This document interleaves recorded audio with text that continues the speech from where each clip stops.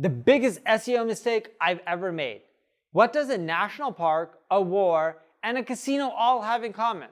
Well, I'll give you a hint. It involved my biggest SEO mistake. Leave a comment below letting me know what you think my biggest SEO mistake is. I gave you that hint, right?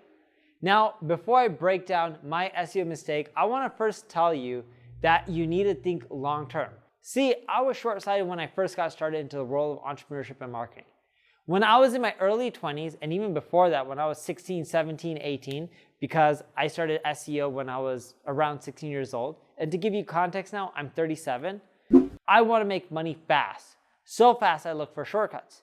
And there was this one site called Battlefield Bypass, which was an expired domain with a lot of authoritative links. These links were naturally generated and not purchased because it was a national park site and that was part of a war that happened on that land. So I bought it, converted it into an online casino site. Within months, I was ranking in the top 3 positions on Google for the term online casino.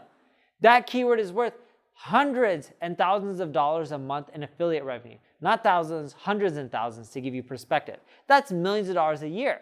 That's a lot of money, especially when you're under 20 years old. But within months, Google whacked me. All of a sudden, that site lost all of its rankings. In essence, I was trying to cheat the system by getting traffic and rankings by cheating instead of providing value. See, the sites that rank in the top in the long run are the ones that users love the most. No one that cheats their way to the top lasts forever. Just think of it this way. You don't really care if a site at the top has a lot of backlinks or better on-page code. You only care if that site solves your problem, and ideally in a quick and affordable fashion. Now, I learned a lot from this mistake, and I made tons of others as well, but I had this shortcut mentality when I was young and I was growing up. And if I could go back in time, I would stop taking shortcuts and I would be much further in my career, even as an entrepreneur. That's my big SEO mistake.